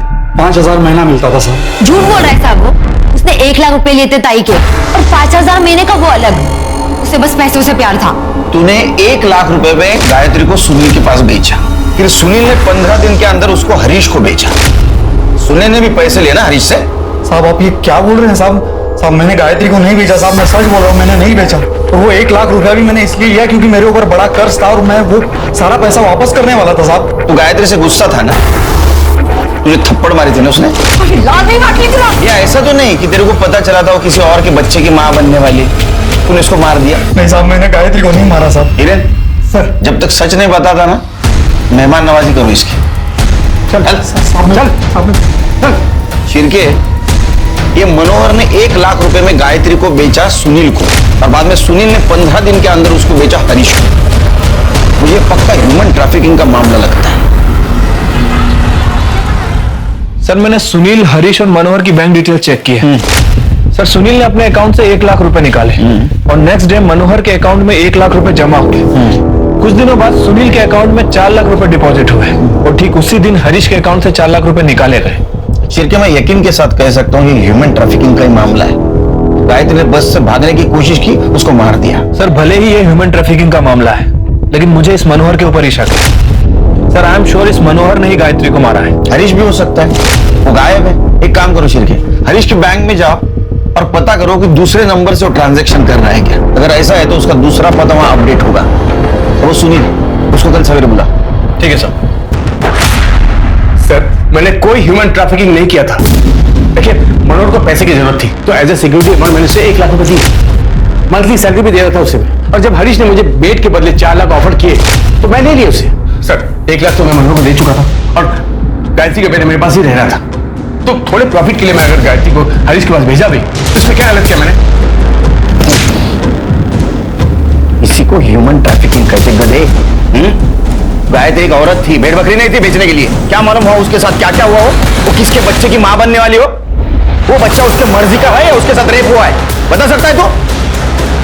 देखिए इसको। चल, आप ऐसा नहीं कर सकते सर। चल, ऐसा नहीं कर सकते आप। सरदार आदमी। हरीश की बैंक डिटेल से उसके नए एड्रेस का पता चल गया।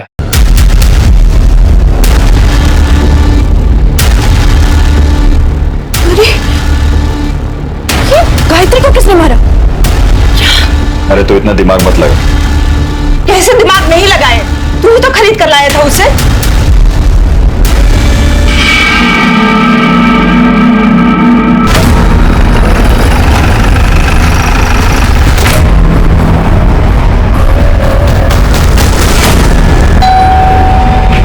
अनमोल, देख तो कौन आया। कौन है अनमोल?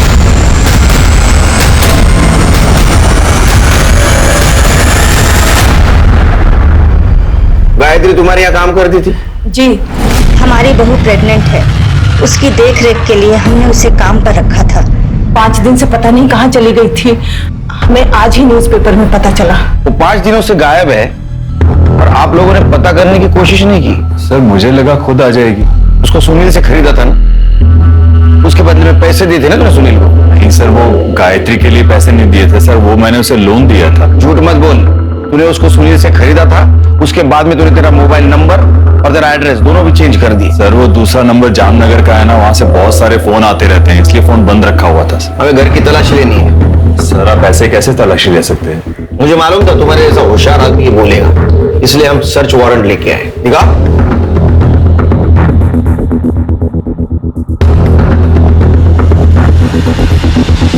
तलाशी ले।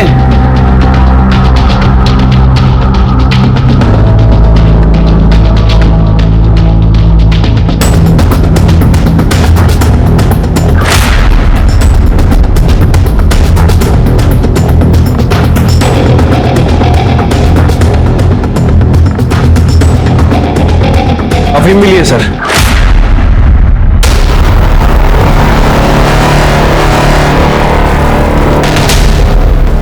अपना इससे कुछ लेना देना नहीं। लेना देना कैसे नहीं? वो 1.5 महीने से तुम्हारी यहाँ काम करती थी, 1 महीने की प्रेग्नेंट थी। जो कुछ भी हुआ वो यही हुआ है, उसके मर्जी से या मर्जी के खिलाफ। उसके बॉडी में अफीम मिला है। ये इसी ने किया होगा। मैं कब से कह रही हूँ इसको काम से निकालने के लिए, और ये अफीम भी यही लेता है।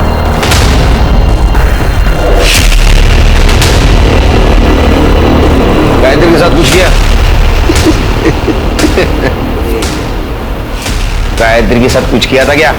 किया था ना, वो क्या है ना, सांप ने भी किया तो मेरा भी मन किया।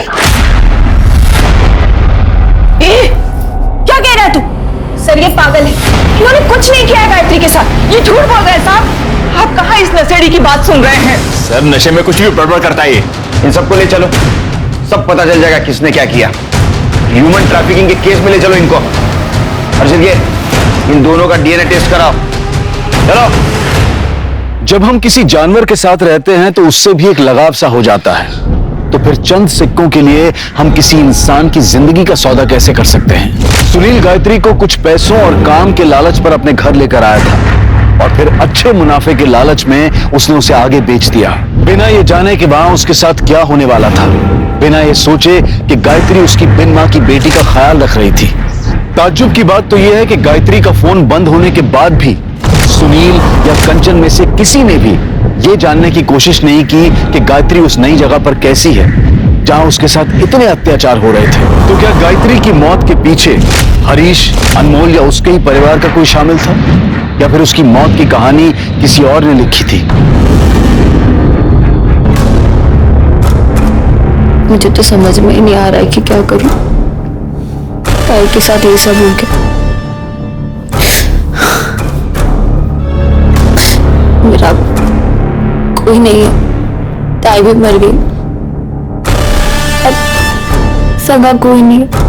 मैं किसके सहारे जिंदगी बिताऊं? फिक्र मत कर, सब ठीक हो जाएगा। मैं जानती थी आप सब ठीक कर देंगे। आप करेंगे ना मुझसे शादी? तू पागल हो गई है क्या? एक तो तेरी बहन की वजह से जिंदगी बर्बाद हुई पड़ी है, इतनी मुश्किल से बेल मिली है मुझे। ये मत भूल तू इस घर की नौकरानी है, जब तक साथ है हंसी खुशी रहे। तुझसे शादी नहीं कर सकता मैं। तो इतने दिनों से तुम मुझे यूज कर रहे थे।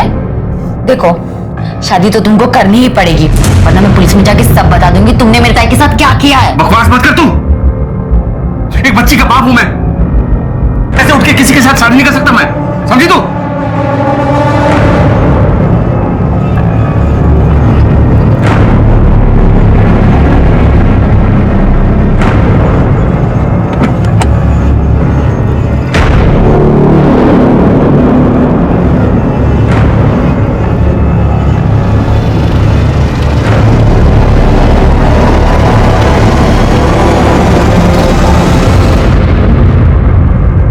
सर गायत्री की डीएनए रिपोर्ट आ गई है। गायत्री के पेट में हरीश का ही बच्चा था। इसका मतलब अनमोल सही कह रहा था, पहले हरीश ने उसके साथ रेप किया, बाद में अनमोल ने। हाँ सर।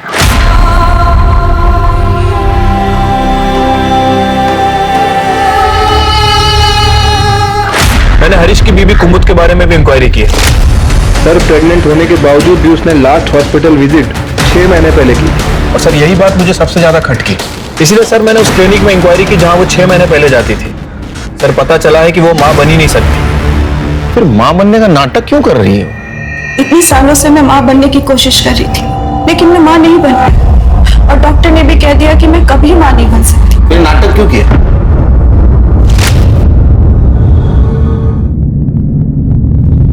गायत्री, अरे मालिक, आपको कुछ चाहिए? गायत्री मुझे जो चाहिए वो तुम ही दे सकती हो। जी मैं समझी नहीं। मुझे बच्चा चाहिए। भाभी, आप तो खुद पेट से हैं। देखना आपको ना चांद जैसा बेटा होगा। इसे बच्चा ही नहीं हो सकता। ये सिर्फ नाटक कर रही है। हमें हरीश का वंश आगे बढ़ाना है, इसलिए तुम्हें लेकर आए हैं। मतलब मैं कुछ समझी नहीं। गायत्री, गायत्री, तुम मुझे इनका एक बच्चा दे सकती हो? ये क्या पाप करने के लिए कह रही हो मुझसे? गायत्री, तुम एक औरत हो और एक औरत ही औरत का दर्द समझ सकती है। मैं तुम्हारे सामने हाथ जोड़ती हूँ, प्लीज मुझे एक बच्चा दे दो। मैं नहीं कर सकती हूँ, पाप है मेरे लिए। मैं शादीशुदा हूँ, मेरा एक बेटा भी है। माँ जी, आप इन्हें समझाइए ना। गायत्री, देखो बेटा, मेरी बात मान जा। नहीं, ये मुझसे नहीं होगा। लेकिन सर, और फिर इन्होंने उसके साथ। और गायत्री ने भागने की कोशिश की, तुमने उसको मार दिया। सर हमने किसी को नहीं मारा सर। मैं और मेरी बीवी और मेरी माँ, हम लोग बाहर गए हुए थे और जब घर पर वापस आए ना तो घर में गायत्री थी और ना ही अनमोल। अनमोल?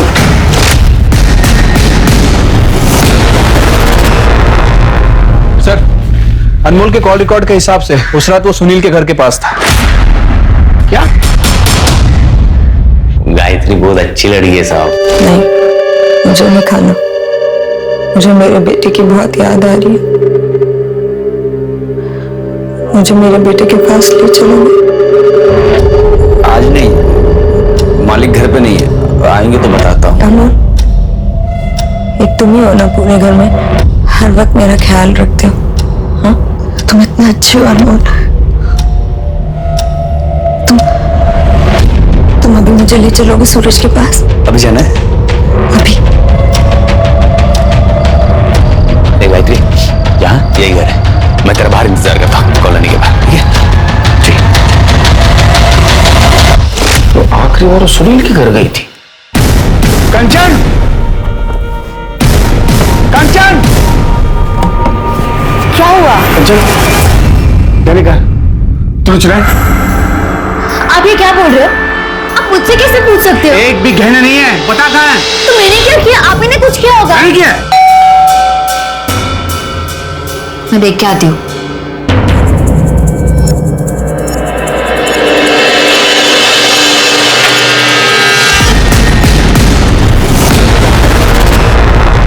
सर, मेरे घर में चोरी हुई है और आप लोग फिर से मुझे उठाना है यहाँ पर।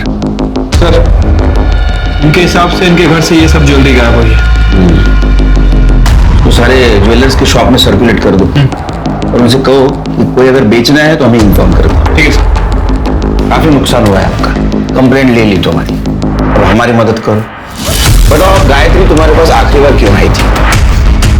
नहीं सर, हमारे घर नहीं है। बोलो, वो तुम्हारे पास आई थी, हमें पता है। वो गुस्से में तुमसे कन्फ्रंट करने आई थी लेकिन तुमने उसको मार दिया। हाँ साहब, ताई आई थी और गुस्से में भी थी। तुमने जानबूझ के मुझे वहां बेचा था ना? ताई तुम्हें क्या बोल रही है?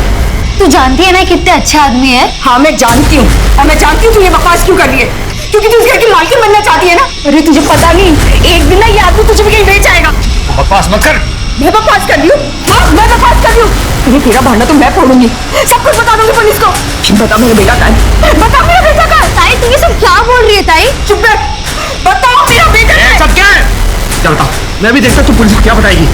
तेरा बेटा यहाँ पर है, अगर तूने पुलिस को कुछ भी बताया याद रखना, उसे ऐसे गायब करूंगा ना तुझे पता नहीं चलेगा वो कहाँ है। मैंने कोई धमकी नहीं दी, मैं सिर्फ उसे चुप करवाना चाहता था क्योंकि वो बहुत गुस्से में थी। सर मुझे तो ये भी नहीं मालूम था कि सर हरीश भाई के घर में उसके साथ वो कह रहा है। सर तो उसके बेटे को उसके साथ जाने क्यों नहीं दिया? सर वो एक्चुअली झूठ मत बोल, समझा ना? तुम लोगों ने उसको डरा के रखा था। उसका बेटा तेरे पास था तो उसको धमकी दे रहा था और वो हरीश सेक्रेटरीट में होने का रौब छाड़ रहा था। वो तुम्हारे पास आई और तुमने उसको मार दिया। अरे नहीं साहब, मेरा कोई लेना देना नहीं है कि सूर्य ने एक फोन किया है। तुम लोग मेरे बेटे को मुझसे दूर नहीं कर सकते। मैं तुम लोगों को छोड़ूंगी नहीं, छोड़ूंगी नहीं तुम लोगों को मैं। ताई ये क्या कह रही थी? उसे रोकना होगा। बात आगे बढ़ी तो पता नहीं क्या होगा। साहब, इस आदमी ने मारा है मेरी ताई को। सर ये झूठ बोल रही है सर, सिर्फ अकेले मैं पीछे नहीं गया था, ये भी गई थी सर, इसी ने मारा उसे। कंचन, कंचन, तू कहाँ गई थी? अरे मैं तो आप ही को ढूंढने गई थी, मुझे पहले से डर था ये जरूर कुछ करेगा। सर झूठ, बिल्कुल झूठ सर। अरे मैं क्यों मारूंगी मेरी ताई को? साहब उसने मेरा क्या बिगाड़ा था? क्योंकि तू मुझसे शादी करना चाहती थी, अगर मुझे कुछ हो जाता तो तेरे सपनों में पानी फिर जाता, बस इसलिए। साहब ये झूठ बोल रहे हैं। मैं क्यों झूठ बोलूं? क्यों जानना, अंदर जाके झगड़ा। एक मिनट सर, मुझे मालूम था आप लोग ऐसा कुछ करोगे सर, इसलिए मैं अपने साथ अपने वकील को लाया। सर आइए, ये मेरे बेल के पेपर्स।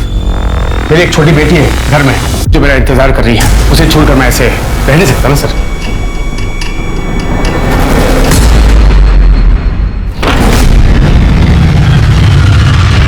परी,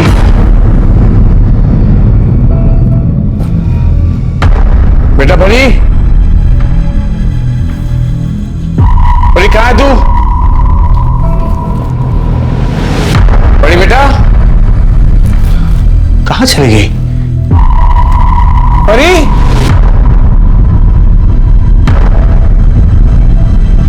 परी कहाँ चली गई? परी, रक्षा बहन, आपने परी को देखा क्या? नहीं देखा। बहन, आपने परी को देखा क्या? मेरी बेटी। नहीं भैया, मैंने तो नहीं देखा। क्या खेल रही थी क्या? नहीं मैंने तो नहीं देखा। बेटा मोहन, तूने परी को देखा क्या? नहीं अंकल, आज तो खेलने भी नहीं आई। खेलने नहीं आई? Hello, police station. लेकिन ऐसा कैसे आपकी बेटी गायब हो गई? अरे मुझे क्या मालूम कैसे गायब हो गई सब। आप लोग मुझे सुबह सुबह पुलिस स्टेशन लेके गए थे, जब वापस आया तो परी यहाँ पर नहीं थी घर पे। सारी कॉलोनी में ढूंढा सर, किसी को नहीं पता परी कहाँ पर है। पता नहीं चला क्या करूं मैं।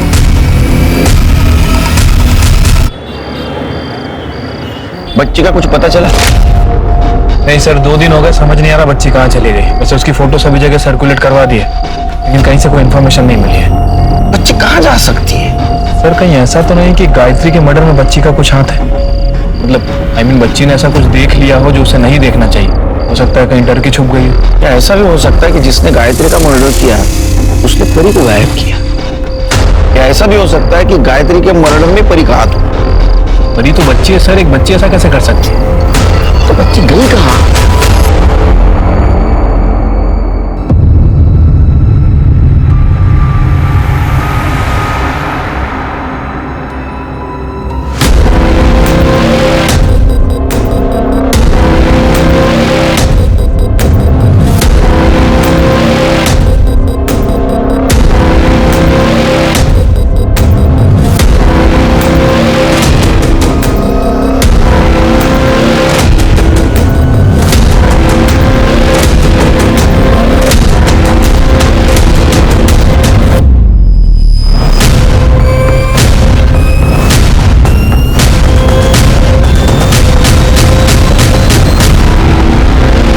असल में तुमने तुम्हारे बेटी को मारकर बेड के बॉक्स में बंद करके रखा था।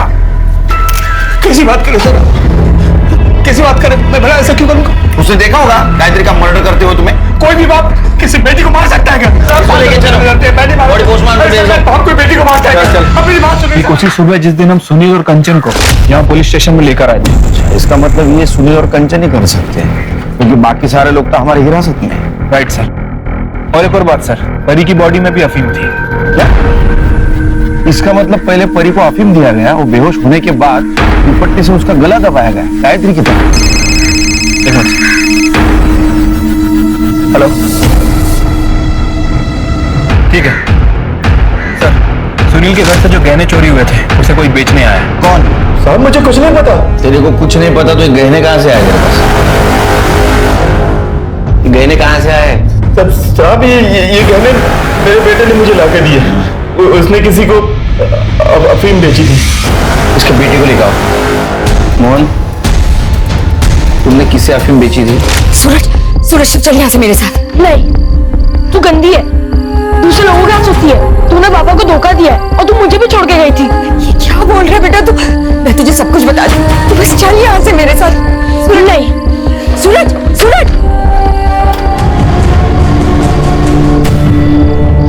आई, सूरज आई, मैं तेरे साथ चलूंगा। ठीक है, चल।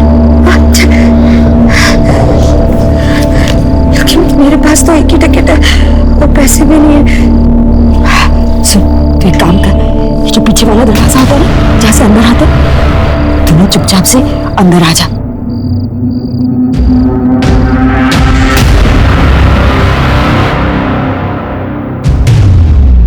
ये देख, मैंने तेरे लिए दाबेली लाई।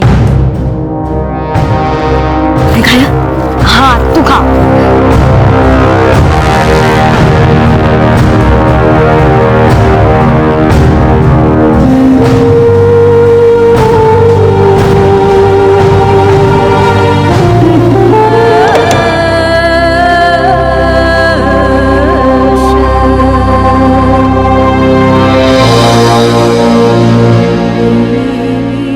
परी ने मुझे आई के पीछे जाते देखा था और जब उसे पता चला आई को किसी ने मार दिया है, वो मेरे पीछे पड़ गई कि वो अपने पापा को सब सच बता देगी। और मोहन भी मेरे पीछे पड़ गया था, वो अफीम के पैसे नहीं दिए थे ना, फिर मैंने सुनील अंकल के घर से गहने चुरा कर उसे दे दिए।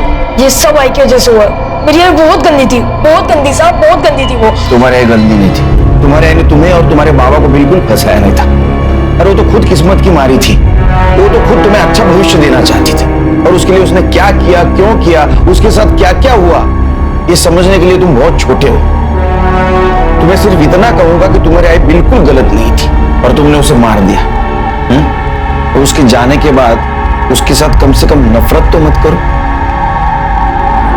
भले ही गायत्री की हत्या सूरज के हाथों हुई हो, लेकिन उसके गुनहगार और भी बहुत से लोग थे। हर इंसान अपने वंश को आगे बढ़ाना चाहता है, लेकिन हरीश ने अपनी इस चाहत को पूरा करने के लिए जो गायत्री के साथ हैवानियत दिखाई, उसके लिए उसे जितनी कड़ी सजा मिले वो कम है। अब मैं अनूप सोनी आपसे विदा लेता हूं। फिर मुलाकात होगी क्राइम पेट्रोल सतर्क के ब्लैक हेडलाइंस अध्याय में एक और नए केस के साथ। और याद रखें, क्राइम और आपके बीच में सिर्फ इतना फर्क है कि आप कितने सतर्क हैं। सतर्क रहें, सुरक्षित रहें। जय हिंद। इस तरह के और भी एपिसोड देखने के लिए हमारे चैनल को सब्सक्राइब करें और बेल आइकन दबाना ना भूलें।